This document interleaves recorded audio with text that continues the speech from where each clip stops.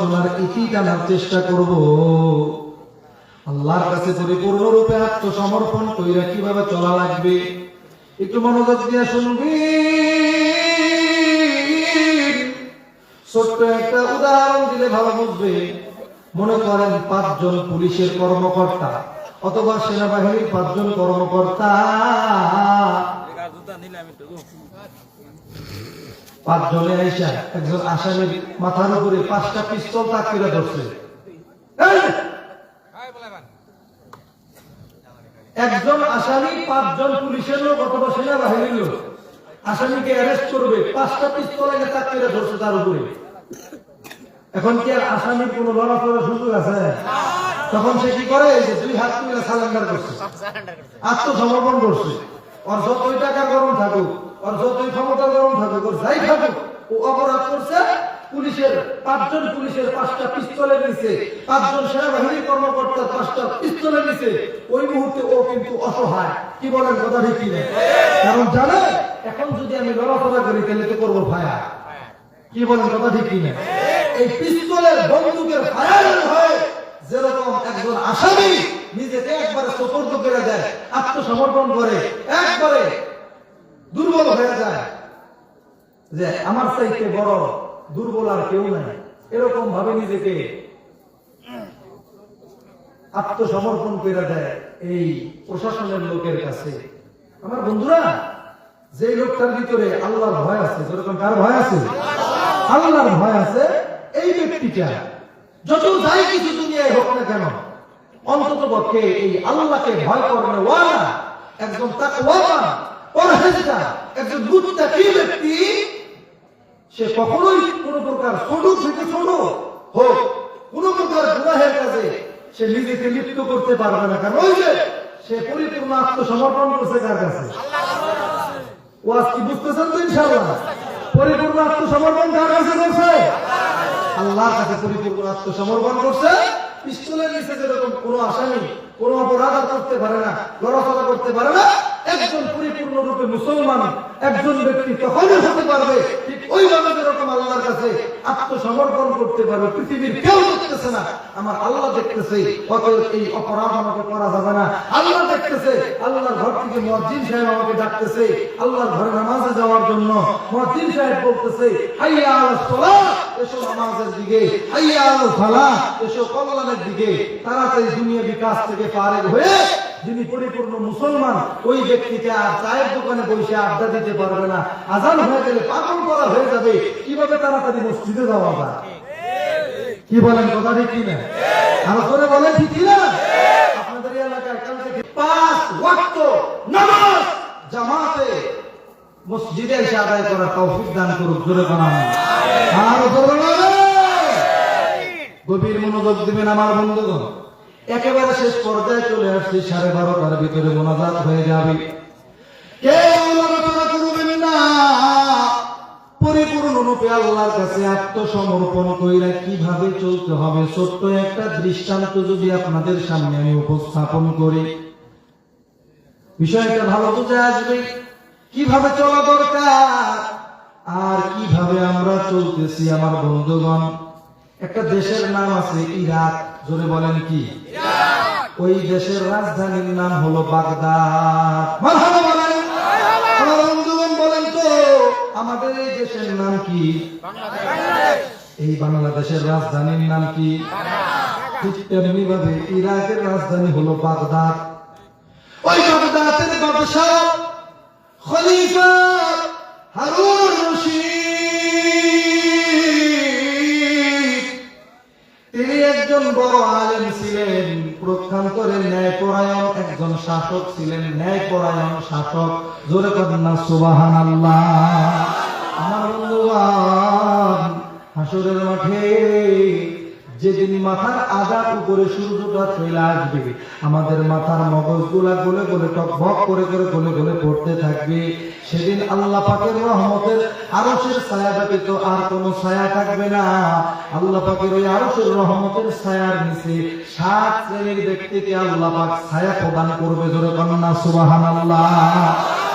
এক নম্বর হলো ইমামুল আদিলুন, ন্যায়পরায়ণ শাসক, ন্যায়পরায়ণ বাদশাহ। সুবহানাল্লাহ বলেন। আর 2 নাম্বার হলো ওয়াশাবুন নাশাআ ফি ইবাদাতিল্লাহ, যারা যৌবন বয়সে আল্লাহ পাক রব্বুল আলামিনের ইবাদত বندگی করে কাটাবে। সুবহানাল্লাহ বলেন। এই যে দৃষ্টান্তটা আপনাদের সামনে আমি তুলে ধরতেছি, এই ঘটনা থেকে আমরা এই 2টা বিষয় শিখতে পারবো।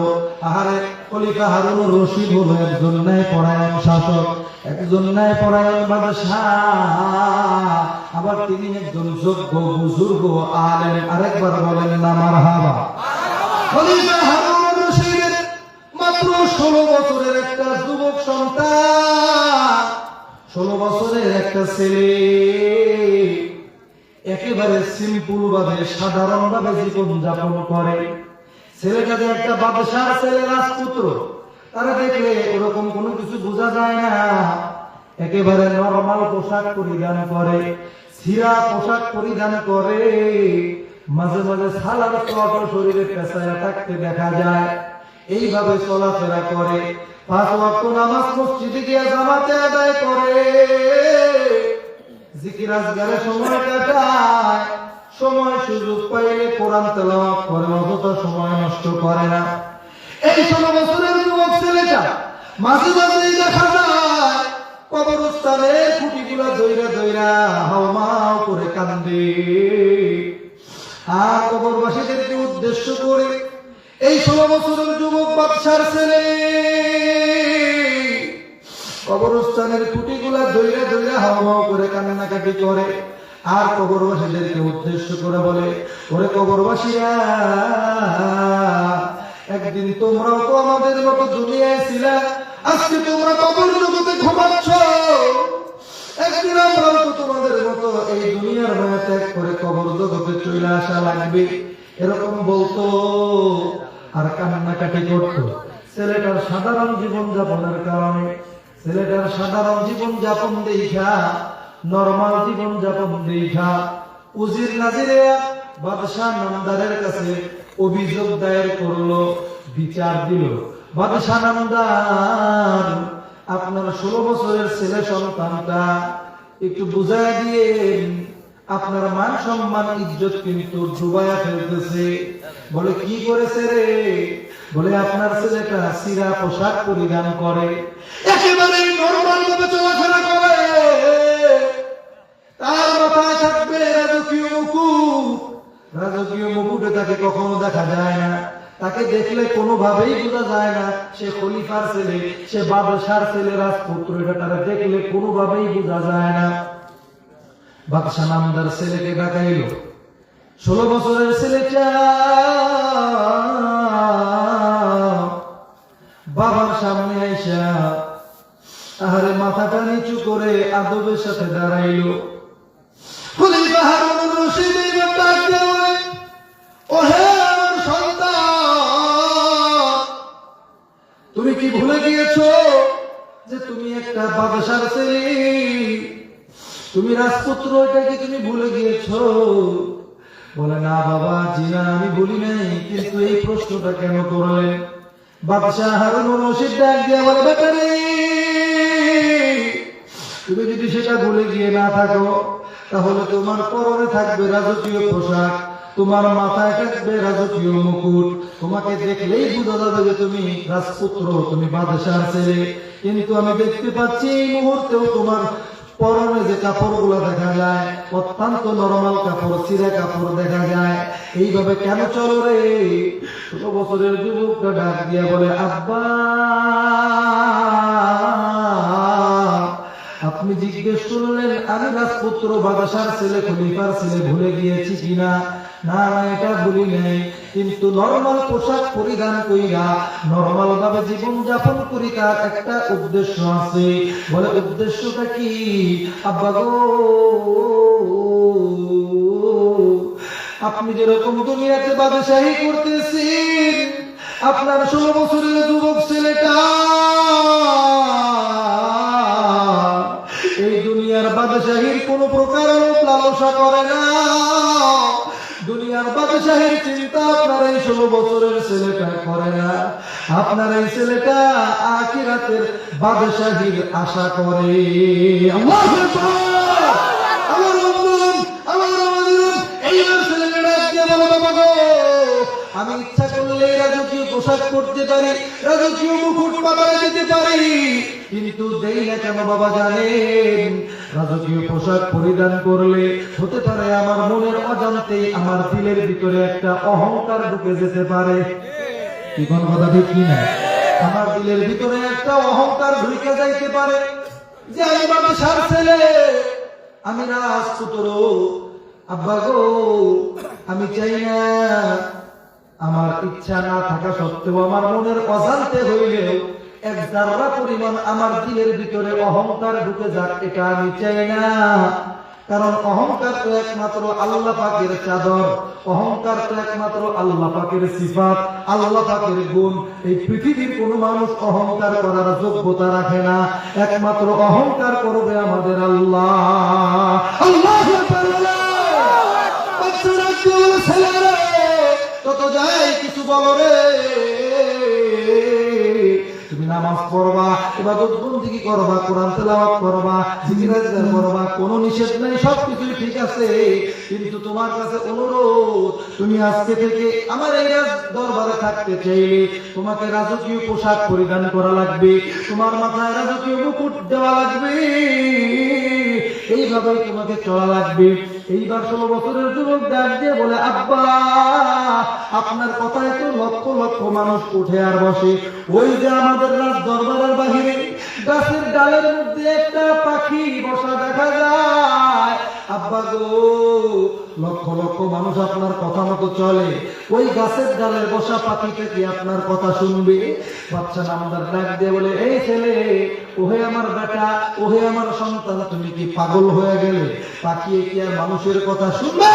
এটা কখনো সম্ভব? এই ছেলেটা বলে, আব্বা, তাহলে দেখেন, এই যুবক ছেলেটা মাত্র 16 বছর বয়স। আমার কলিজার টুকরা যুবক বন্ধুরা, যেহেতু আজকের এই মাহফিলটা নাগদারালিয়া জামে মসজিদ ও যুব সমাজ এলাকাবাসীর উদ্যোগে মাহফিলটা, গভীর মনোযোগ কিন্তু আপনাদের দেওয়া লাগবে।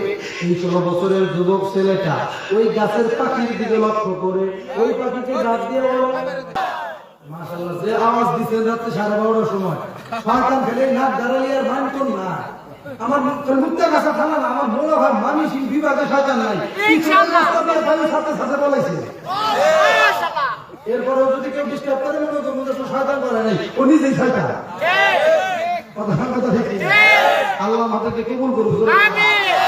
ওয়াজের একটা মূল পয়েন্টের ভিতরে আছে, কথা ঠিক একদম মূল পয়েন্টের ভিতরে ঢুকে গেছি, একদম নড়াচড়া করবেন। আমি দেখতেছি যে মুরব্বী 2-3 মিনিট আগে গেল বাইরে, খালি কোন রকম এক নাম্বার করে আবার দৌড়ে আসছে।